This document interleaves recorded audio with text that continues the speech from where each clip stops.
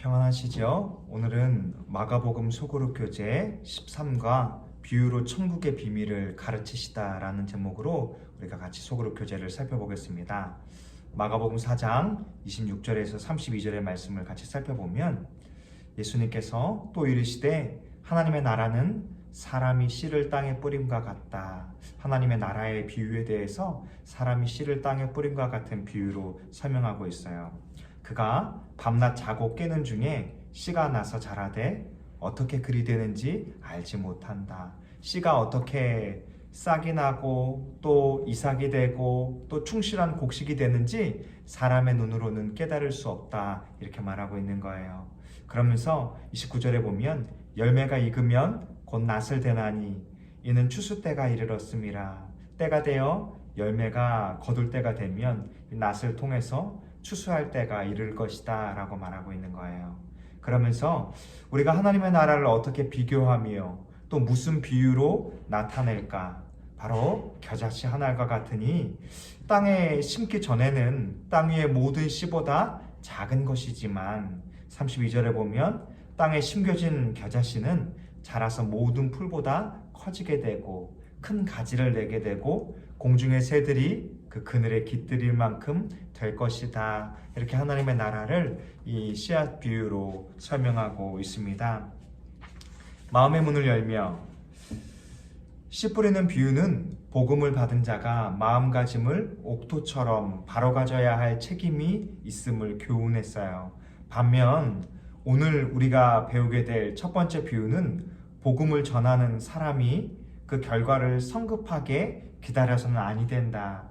인간적인 수단으로 성취하려는 유혹에 빠져서는 아니 된다라고 가르치고 있어요. 씨앗이 자라고 열매가 맺는 모든 과정은 사람이 깨달을 수 없는 것처럼 하나님의 손에 달려 있다는 거예요.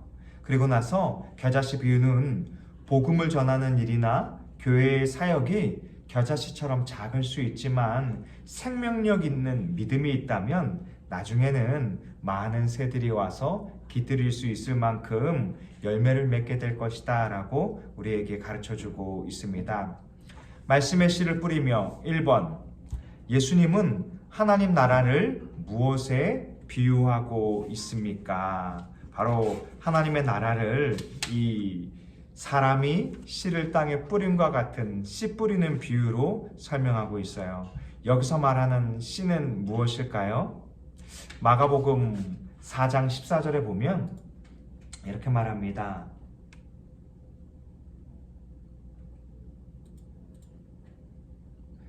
뿌리는 자는 말씀을 뿌리는 것이니라.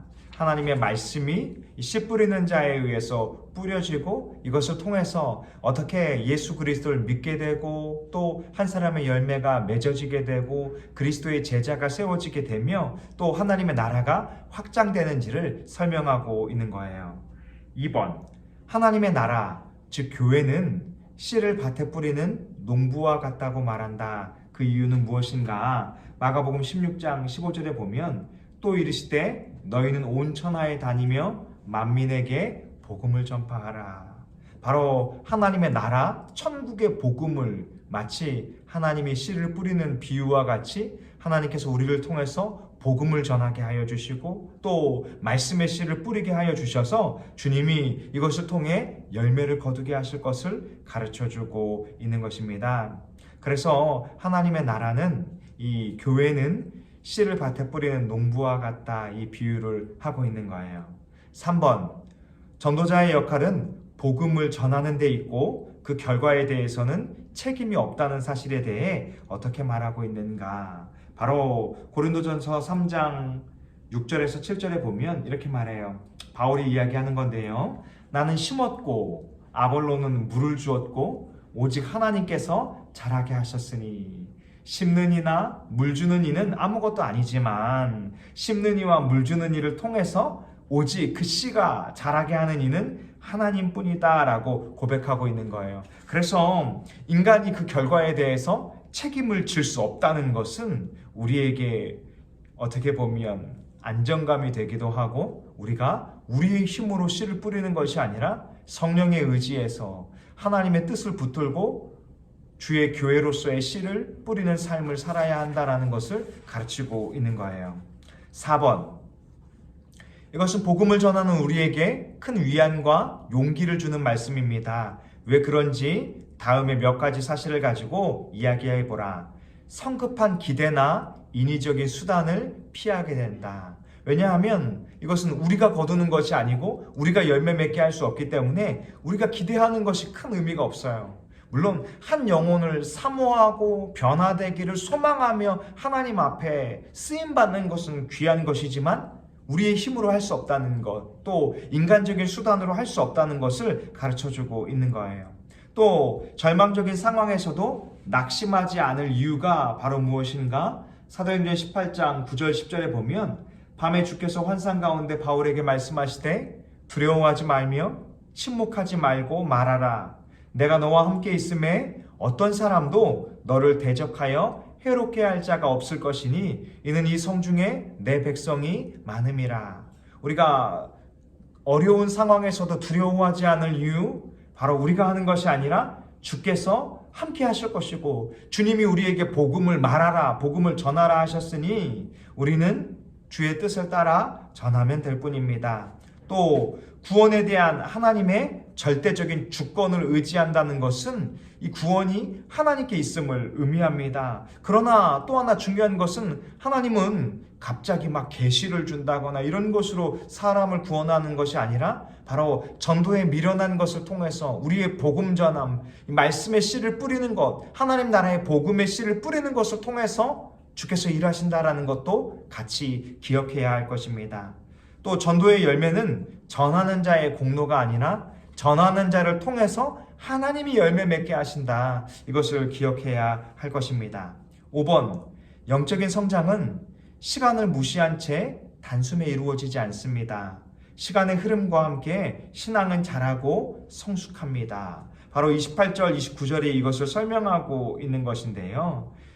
땅이 스스로 열매를 맺게 하되 처음에는 싹, 그 다음에는 이삭, 시간이 지난 거예요. 그 다음에는 이삭이 충실한 곡식이 되나니 열매가 익으면 낯을 되나니 이는 추수 때가 이르렀습니다. 바로 이렇게 주님께서 이 열매를 맺게 하는 과정을 통해서 이루어 가신다. 또 우리가 예수 그리스도의 제자로서 성숙되어져 가고 성화되어져 가는 과정을 이루어 가게 하신다. 이것을 말씀하고 있는 것입니다. 6번, 당신이 이 비유를 통해 특별히 깨달은 진리가 있다면 무엇인지 말해보라.